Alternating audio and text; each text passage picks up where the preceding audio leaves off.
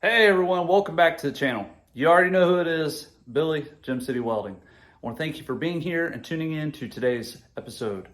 So, it's been a while since I made a video. I think the last one I did was the Rylon arc welder review. It's been probably 3 or 4 weeks maybe, I don't really remember, but I'm back, I'm here, I'm making videos. It's just, it's been a chaotic past couple weeks. Just busy with car show season. That's winding down, and I've been dealing with that a lot. Not dealing with it, but just been busy filming and doing stuff like that with folks. It's been super crazy busy here at home and at work. And unfortunately, on a sad note, my dog True, who I've had for a very long time, sadly he's no longer with us. So I've been dealing with that. That's been a bit of a struggle, but gonna miss him, but he was a good boy. So, but anyways, I'm back in the garage. I'm making videos, making new content.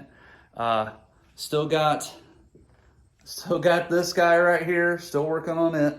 Sorry, getting used to my gimbal here. This is a new toy that I picked up not too long ago. So anyways, I'm gonna flip you around and show you some stuff that I picked up recently. All right, so just to show everybody that I haven't been necessarily idle this whole entire time, I picked up a trunk pan. It's not a complete trunk pan. As you can see, it does not have the side drop downs there. I'll add those on later on. Just this is the particular one I picked up from Restoration World. Does have the rear cross brace, so that's a plus. But as you can see, I've got some sheet metal for this winter, so it's going to be floor pan, trunk pan time, hopefully sooner than later, because that's the stuff I would like to get done, get that all taken care of. So shout out to Restoration World. Appreciate those guys. They always have the parts I need in stock, so that's really nice of them. Okay, so I get this question often enough to where I'm realizing that I probably should do some kind of video about it, just so I can explain to folks at home. You know, the question I get a lot is, Billy, can I use an arc welder to do my chassis, to do my frame reinforcements, or does it have to be MIG welder? And the short answer is that it depends on you. I'm not here to tell you that you can't use an arc welder for this type of application. You absolutely 100% can. But there is some inherent design flaws with using an arc welder for the type of work that we're doing with these cars. And it's not fair to me to tell you, no, don't do that, or to do that. I guess a couple factors, it plays into is, A, what do you have at home? What kind of machine do you have? Do you have access to welding shielding gas? Do you have access to 110 or 220? There's a couple different things you need to look at. So as a whole, for anyone that's new to this, or guys that's been around the block a couple times that just care to hear what I have to say, we're going to talk about the differences today and why you should choose one over the other. So stick around. I'm going to set you up and do a small little run here on my workbench, and I'll show you the ins and outs of arc welding versus MIG welding on frame reinforcements. So here we go. All right, folks, so here we go. First things first, this is your typical arc welder. This happens to be just one of the smaller units that uses arc welding rods to achieve a nice weld bead on the project that you're working on. Now, the flip side of that is you have your classic old school 110 MIG machine. This one just happens to be a Lincoln Electric. But this is what I have at home. This is what I did my chassis with. So the question I get all the time is, should I use this or should I use this?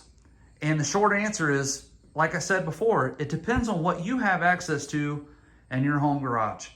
There's a couple different things that you need to be aware of though when you do stick welding. For one, stick rods have a shielded coating. So this shielded coating would have to be chipped off of your weld bead in order for the bead to be a clean pass on your base material. So this would be a flux. This is actually chipped away from the metal surface of your electrode, okay? Whereas MIG welding does not use an electrode. It actually uses a solid core wire. So you got your MIG torch, and then you got your wire that comes out of the end of your MIG torch. Sorry guys, I know that's blurry, but so yeah, it does not use a shielded electrode like a stick welder would. But what it does use is shielding gas. So this happens to be a 75-25 argon mixture for MIG welding, your basic MIG welding setup. So, you know, cost aside, a rig like this, a setup like this is gonna be, I don't know, let's just throw a number out. Let's say $1,000. You're gonna have $1,000 because you're gonna buy a welder, whether it's used or new, it doesn't matter. A decent used one's gonna be $500. The current pricing on an argon tank of this size to buy that's here in Ohio, you're looking at like $450 for that bottle right there. And I think that's 120 cubic feet of compressed gas. Whereas you can buy a machine like this. This particular one retails for like less than 160 bucks. And these are just basic Hobart electrodes, 7018s. You can pick up a box of those for 15 bucks or less. So, when you start comparing prices, the first thing you're gonna think is, oh wow, this is considerably cheaper. Why wouldn't I just want to go ahead and MIG weld my frame? Well, that is a whole nother issue entirely. So let me flip this around and we'll go over the specifics. Okay, so let's start with the arc stick welder, since that's the one I get the most questions about. So if you're new to arc welding, you're new to stick welding, or if you're a seasoned pro, I feel like there's something you can probably take away from this little segment. So bear with me and stick with me. All right, arc welding 101, here we go. Use an electrode that has a shielded coating, right? That stuff's gotta be chipped off. That's what keeps the oxygen from it being introduced into the weld and creating porosity. Now, what I have an example of here are 7018s. For those of you who have never stick welded, and at least in my world, I come from the pipe welding world, at least with my training through Hobart and stuff like that. I use 6010s, 7018s. There's a couple other different like nickel-based alloy ones, but 7018's pretty common. You can find those anywhere, Harbor Freight. The one takeaway from arc welding when it comes to something specific like with 3/16 steel plates or even 1/4-inch plates on your frame that you're planning on doing is the heat range, or how many amps is it going to take to melt this electrode. So with a 7018 up on your right hand side, it's telling me that this stick electrode operates at 90 to 150 amps. So that means I have to set this machine between 90 and 150 amps, whatever that sweet spot is, to get, in their eyes, what a full penetrating weld would be using this as stick electrode. So with stick welding, and I'll do an example of that here shortly. You're taking an electrode rod. Pretend this is our weld joint here, and you're introducing the arc into the weld joint, right? And you have to drag that weld joint. This is going to build up the weld bead itself, and then it will be covered by this flux that is here on the tip of the electrode, all the way to the very end, okay? That introduces a couple issues. One is you have to come back and chip the slag, you have to clean the slag, you have to inspect what are known as toe lines, which I'll go over that as I'm welding. You have to inspect your toe lines and make sure that you don't have any what's called undercutting or porosity in your weld bead. So if you're doing, you're wanting to do a frame to the best of your ability, you want that perfect smooth finish, and you don't want to introduce any kind of foreign contaminants such as flux, then the obvious choice would not be arc welding, because arc welding is, yes, can you make it look good and make it look pretty and all that stuff? Absolutely, but it's just a lot more work. You have to come back, you have to clean that weld joint, and it's got to be spotless before you put your next pass. Now, an example would be like on the Impala frame, you know, I made as perfect 90 joints as I possibly could when I had two plates butted to one another for the frame reinforcement. But that isn't always the scenario. You're going to end up with places that aren't perfect 90s. You may have to fill a little bit of a gap, and you may have to do some things that would make it very difficult for a stick rod to work in that application. I'm not saying it can't be done. I'm not saying guys haven't done it. All I'm saying is that is it the best choice for what it is that you're trying to do with your frame? In my personal opinion, it is not. But with that being said, if this is all you have and you're damn good at using it, who am I to say don't do it? You know, ultimately it's your product. It's the product you're putting out. It's your frame. It's what works best for you. And I'll never fault you for that. So if this is all you have at home, then make it work and do what you got to do. Now let's talk about the alternative. That would be MIG welding. So again, basic MIG setup. The beauty of this machine though is that we're using a MIG wire and a shielding gas, okay? This just happens to be an 11-pound spool of solid core MIG wire. I actually have 2 of these in my entire frame reinforcement as of right now. Now, keep in mind, that's not perfect. Not every joint is perfect because I have no intentions of actually smoothing any of this chassis over time. I'm a welder. I want to show those things off. I'm, you know, good or bad, I'm proud of it, and I want people to see it. So you can use this to build up welds, to build up weld joints. But the beauty of this machine is that it allows me to do a couple different things. It allows me to control the voltage or the heat and the wire speed. So I can make this machine work as fast or as slow as I want to. And it has the added benefit of it allows me to manipulate the weld bead to help spread out the heat on the plates. Whereas this machine, and no fault to this machine, it's just that's the characteristic of an arc welder. You got one dial. You set your amps and let her rip. Now, there are different techniques that you can do with electrodes like this to help spread out and distribute that heat. But arc welding is not really very fast. It's more on the slow side because with an arc weld, you know, you're trying to get a penetrating weld into your weld joint. And I know that's a lot of technical mumbo jumbo for some of you at home, but basically to weld out this stick rod, it's going to take some time, and there you're going to concentrate a lot of heat in a very small area.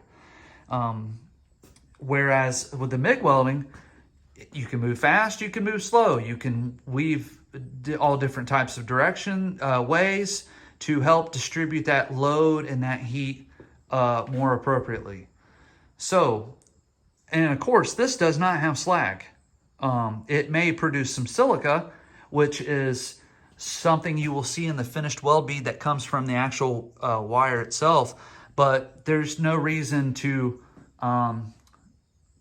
grind off silica. I mean, you can if you want, but in my opinion, it doesn't make a bit of difference.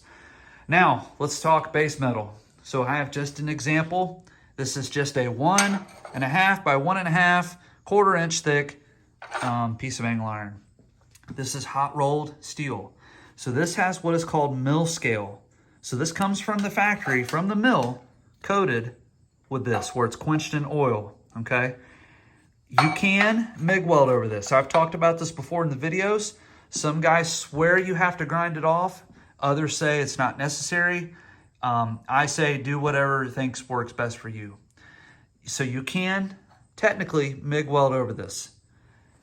With stick rods, you don't have to grind anything. If that piece was rusty, I could weld right over that piece, no problem. The beauty of this application is that it's meant for, you know, stuff that's like gates and outdoor equipment and like loaders and skid steers and those sorts of things, and applications that require, you know, a really hot penetrating weld. That's the beauty of this machine. Can it weld a car frame or weld something 1/4 inch like this? Absolutely 100%. It'll do the job. But it may not be the best application for what you're trying to do. This may be the better alternative. So I'm going to give you 2 examples. I'm going to basically divide this in half. I'm going to do the first half in stick. I'm going to do the second half in MIG and show you how you can manipulate both applications to do pretty much the same thing. So bear with me and I'll be right back.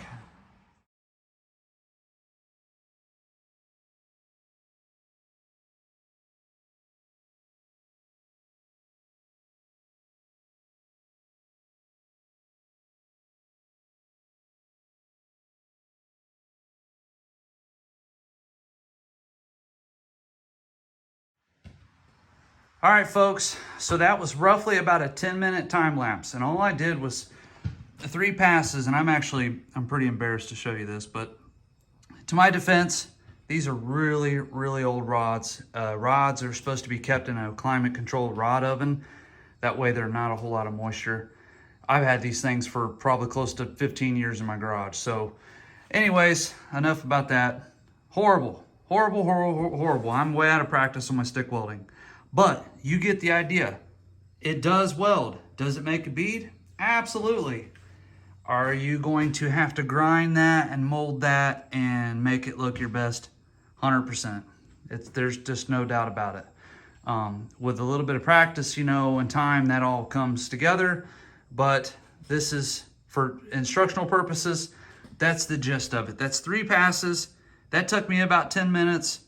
And I really didn't put a whole lot of effort besides using the chipping hammer and this cheap little Harbor Freight wire brush that I have.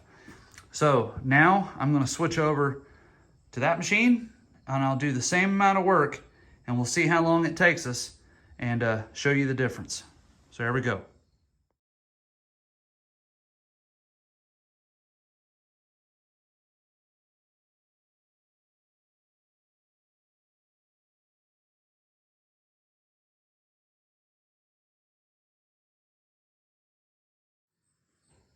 Okay, ladies and gentlemen, so there's the difference. On your right is your MIG, on your left is your stick. Again, sorry, the stick looks horrible because I'm so out of practice, but you get the idea. This whole entire setup, turning this on, turning the gas on, plugging into the wall, preparing myself to do this, and welding the weld joint was less than 2 minutes.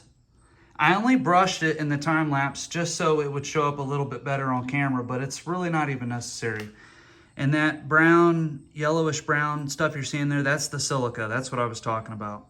So that's 3 passes. You got your root, then your bottom lower pass, and then your upper pass. So you get the idea. When it comes to doing a chassis or doing a frame, this would have turned out a lot better if I would have turned the heat up probably considerably more. But the idea is, you get the idea. I mean, to me, it's a no-brainer. But again, I would not deter anyone from doing this with whatever equipment they have at home. I mean, you can say, well, Billy, guys built these cars in the 60s and 70s. There was no fancy, guys didn't have fancy MIG welders. They just used stick welders. You're 100% right. Guys did. And yeah, that was the good old days. Sometimes that stuff worked, but a lot of times it didn't. A lot of the stuff didn't last. And if you look at these Survivor stuff from the hot rod world, or even some of the early custom stuff that was done with stick welders, whew, it's pretty rough stuff. It doesn't mean it can't look pretty. Guys can make that stuff look good. But when it comes to 2023 and you're doing your pride and joy and you're putting all your blood, sweat, and tears and money into a project like this, do yourself the favor, in my opinion, get yourself a MIG welder, get yourself MIG gas, and you can start putting down passes like that. Now, I sure as hell would rather smooth and grind that than I would that. But again, it just comes down to personal choice. So equipment, does that have a whole lot to do with it? I don't know. Brands are brands. Lincoln, Miller, whatever, ESOB, they're all good stuff. Hell, even the Eastwood Jake stuff's pretty good stuff. Same with this Rylon. Not a bad little machine for the price, but it'll do the job. It's just how much work do you really want to put in it? And the last big question you have to ask yourself, and I struggle with doing this myself, is what's your time worth? How much time do you really want to have in grinding all that stuff down? You can do it, but again, you can't put a price on your time, at least for that kind of stuff. So the choice is yours, but I hope that answers some of the questions with guys out there who message me all the time. Hey, can I stick weld my frame? Can you? Sure. But is it the best choice? In my opinion, not really. So food for thought, something to think about. But I do appreciate the questions and people asking me those things. And I try my best to illustrate it here in my little home garage. So thank you for tuning in to today's episode. Please, if you have questions, feel free to ask, like, share, subscribe. It helps me out. It helps the channel out. It's not that it's like, oh, a big money thing, like I'm going to get rich off somebody liking and subscribing and sharing. What I'm trying to do is get the Google or the YouTube algorithm to get my channel out to people so they can understand how to do this stuff at home on stuff like this. So that's the whole point of all that. Like, share, subscribe. I appreciate that so much. Have any questions? Shoot me a message and I'll do my best to answer. Till next time. Thank you so much for watching the channel. Take care and God bless, and we'll see you on the next episode.